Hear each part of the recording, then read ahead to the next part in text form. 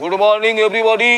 একাদশ শ্রেণীর প্রথম সেমিস্টারের আমরা আজকে একটা নতুন চ্যাপ্টার নিয়ে আলোচনা করব তোমাদের সঙ্গে। চ্যাপ্টারটার নাম হচ্ছে এস ব্লক। এস ব্লক বলতে গ্রুপ 11 এবং গ্রুপ 12-তে আছে। গ্রুপ 11-তে যে সমস্ত এস ব্লক মৌলগুলো আছে আমি একটা করে লিখছি, দেখো, lithium, sodium, potassium, rubidium, caesium, that is francium. হলো, শ্রেণী বরাবর লিখেছি lithium, sodium, potassium, rubidium, caesium, that is francium. এরা কেন এস ব্লক মৌল?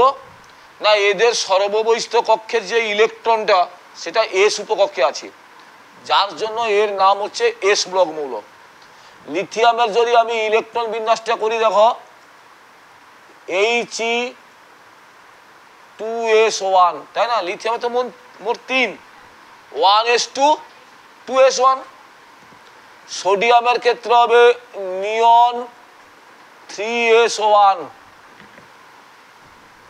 পটাশিয়ামের ক্ষেত্রে হবে আর্গন, কত s1 লিখবো? 4s1। 2s এর পর 3s, 3 এর পর 4s।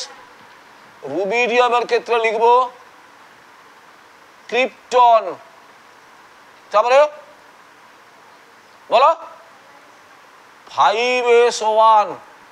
সিজিয়ামের ক্ষেত্রে লিখবো জেনন, কত? 6x1। এর ক্ষেত্রে লিখবো রেডন, 7s1। বুঝছে? তাহলে গ্রুপ 11-এর যে মৌলগুলো আছে এস ব্লক মৌল, দেখো প্রত্যেকটা সর্বশেষ ইলেকট্রনটা কোন উপকক্ষে আছে বলো? এস উপকক্ষে। সেই জন্য এর নাম হচ্ছে এস ব্লক মৌল।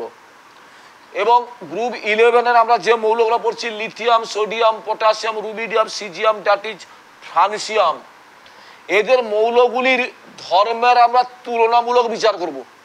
প্রথমে কি করব? আকার বা আয়নীয় ব্যাসার্ধ। আয়নীয় ব্যাসার্ধ নিয়ে আমরা আলোচনা করব। আকার বা আয়নীয় ব্যাসার্ধ নিয়ে আমরা আলোচনা করব।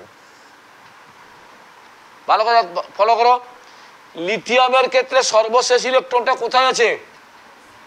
2s-এ। সোডিয়ামের ক্ষেত্রে কোথায় আছে? পটাশিয়ামের ক্ষেত্রে 4s, রুবিডিয়ামের ক্ষেত্রে 5s। সেটা নিউক্লিয়াস থেকে দূরত্ব বাড়ছে না কমছে? 2s এর পর 3s, 4s, 5s, 6s বাড়ছে তো, নিউক্লিয়াস থেকে দূরত্ব বাড়ছে। নিউক্লিয়াস থেকে যদি দূরত্ব বাড়তে থাকে তাহলে সেটা আকার বাড়বে না কমবে? তাহলে আকার যদি বাড়ে আয়নীয় ব্যাসার্ধও বাড়বে।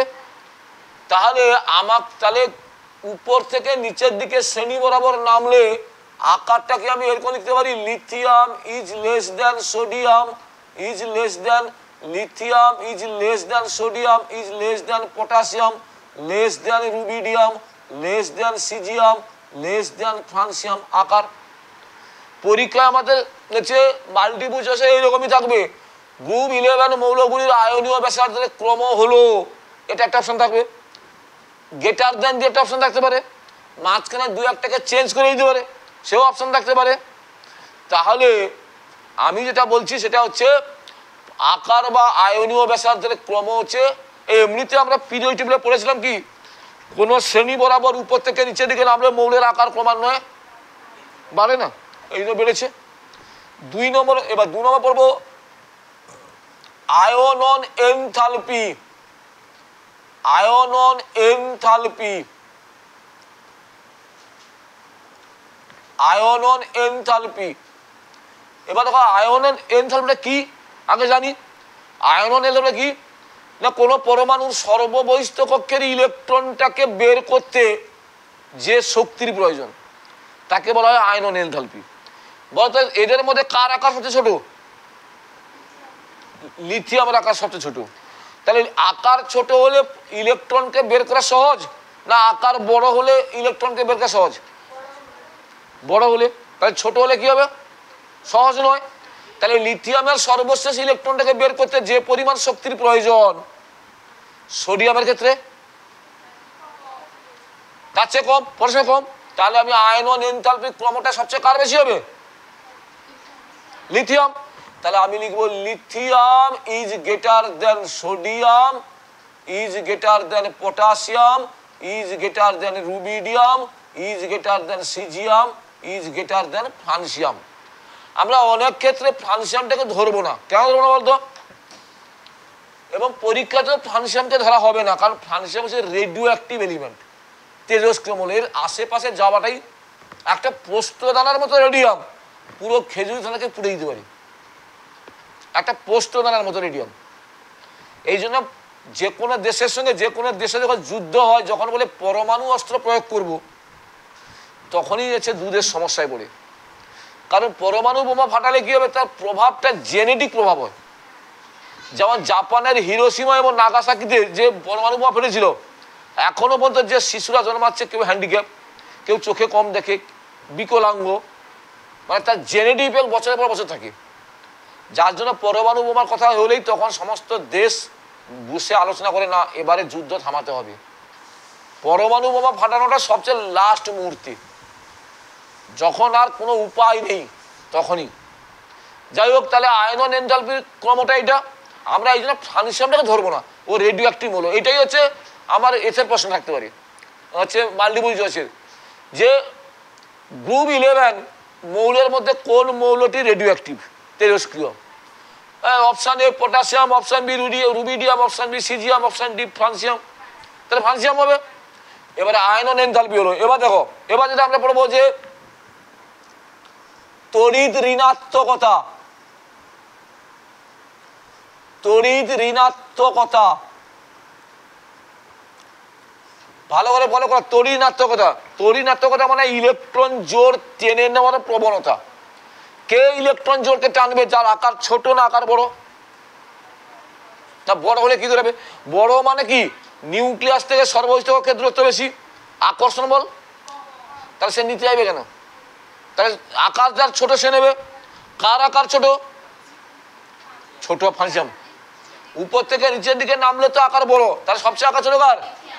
তাহলে ইলেকট্রোনেগেটিভিটি কার বেশি হবে বলো? তাহলে আমি লিখব lithium is greater than sodium, is greater than potassium, is greater than rubidium, is greater than caesium. আর ফ্রান্সিয়ামকে লিখছি না। ধাতব ধর্ম, ধাতব ধর্ম, ধাতব ধর্ম কিভাবে পরিবর্তন হবে দেখো। আচ্ছা, তোমরা জানো ইলেকট্রন বর্জন করে ক্যাটায়নে পরিণত হয় কে? ধাতু না অধাতু?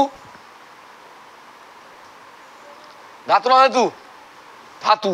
এখন একটু দাঁড়া, বুঝে পড়ো। কে হয়? ধাতু। ধাতু যদি ইলেকট্রন বর্জন করে, তার ধাতুর আকার বড় না ছোট? ইলেকট্রন বর্জন করবে বড় পরমাণু ছোট পরমাণু বলো? বড় পরমাণু। তাহলে উপর থেকে নিচের দিকে নামলে মৌলের আকার কি হয়? বাড়ে। তাহলে ধাতব ধর্ম কমবে। এখন তো বলি যে আকার বড় হলে ইলেকট্রন বর্জন করে ক্যাটায়নে পরিণত হবে। তাহলে উপর থেকে নিচের দিকে নামলে আকার বাড়ে, আকার যদি বাড়ে ধাতব ধর্ম বাড়বে। তাহলে সোডিয়াম মনে হয় কার আকার সবচেয়ে বড়? এলাই না এবার? হ্যাঁ, এলে আকার বড়, সবচেয়ে উল্টা মোটামুটি। তাহলে কি হবে? ধাতব ধর্ম কি হবে? লিথিয়াম ইজ লেস দেন, যার দিকে হাঁ কেটে থাকে সেই বড়। এটা তো যার দিকে হাঁ কেটে সেই বড়। Lithium is greater than sodium, is greater than potassium, is greater than rubidium, is greater than caesium. অধাতব ধর্ম, ওই ধাতুর আকার যদি বড় হয় তাহলে অধাতুর আকার কি হবে? ছোট হবে। উপর থেকে নিচের দিকে নামলে মনে আবার ভুল করবে, উপর থেকে নিচের দিকে নামলে মৌলের আকার বাড়ে না কমে? বল, ইচ্ছা রাখাটা ছিল। উপর থেকে নিচে নামলে মৌলের আকার বাড়ে। তাহলে উপর থেকে, আরে এটা তো 2s ইলেকট্রন আছে, 7s ইলেকট্রন আছে। তাহলে নিউক্লিয়াস থেকে কার দূরত্ব বেশি? 7s না 2s এর? 7s এর। তার আকার তো বড়। তাহলে উপর থেকে নিচে নামলে মৌলের আকার কি হয়? ধাতব ধর্ম বাড়ে। ধাতব ধর্ম যদি বাড়ে তাহলে অধর্ম কি হবে? কমবে। তাহলে এখানে হবে lithium is greater than sodium, is greater than potassium, is greater than rubidium, is greater than caesium. কিরে বাবা, বুঝতে পারছিস? হ্যাঁ, আমরা এদের এই ধর্মগুলো পড়লাম। এবার দেখো ফটো ইলেকট্রিক ধর্ম, ফটো ইলেকট্রিক ধর্ম।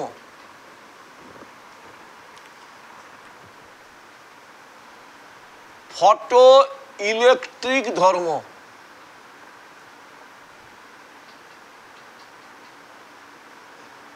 ভালো করে দেখো। ফটো ইলেকট্রিক ধর্ম মানে, ফটো মানে কি? আলো, আলোর প্রভাবে তড়িৎ ঘটনা ঘটবে। ধরো এইটার উপর যদি আমি আলো ফেলি, যদি এখান থেকে ইলেকট্রন মুক্ত হয়, তাহলে বলবো যে তড়িৎ প্রবাহ হচ্ছে। ইলেকট্রনের প্রবাহ তো তড়িৎ প্রবাহ হয়। তাহলে এবার বলো, যদি সামান্য আলো পড়লে যদি আমার ইলেকট্রন মুক্ত হয়ে যায়, তাহলে পরমাণুটা আকার বড় হওয়া উচিত না ছোট হওয়া উচিত? বড় না ছোট হওয়া উচিত? একটা আমি বলছি, কে সহজে ইলেকট্রন ছাড়বে? আকার ছোট হলে না আকার বড় হলে? আকার বড় হলে তো। তাহলে যত উপর থেকে নিচের দিকে নামি, মৌলের আকার কি হয়? তাহলে ফটো ইলেকট্রিক ধর্ম উপর থেকে নিচে নামলে ফটো ইলেকট্রন বাড়বে।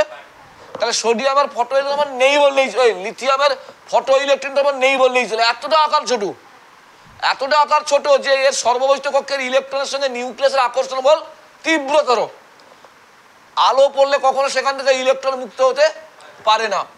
যার জন্য বলছি lithium is less than sodium, is less than potassium, is less than rubidium. আর সত্যিকারের কথা হচ্ছে সিজিয়ামে টিজিয়ামে আলো পড়লেই কারেন্ট পাওয়া যাবে। তাহলে আমরা এদের এই ধর্মগুলো নিয়ে আলোচনা করলাম। এবার এদের অক্সাইডের ধর্ম নিয়ে আমরা পরবর্তী ক্লাসে আলোচনা করব। ততক্ষণ তোমরা এটা ভালো করে ফলো করতে থাকো এবং বন্ধুদের মধ্যে বেশি বেশি করে শেয়ার করো। তোমরা যত শেয়ার করবে, যত সাবস্ক্রাইব করবে, আমার তত অনুপ্রাণিত হয়ে আমি আরো ভালো ভালো করে তোমাদের জন্য ভিডিও তৈরি করতে পারবো। তাহলে নেক্সট ক্লাসে তোমাদের সঙ্গে আবার দেখা হবে।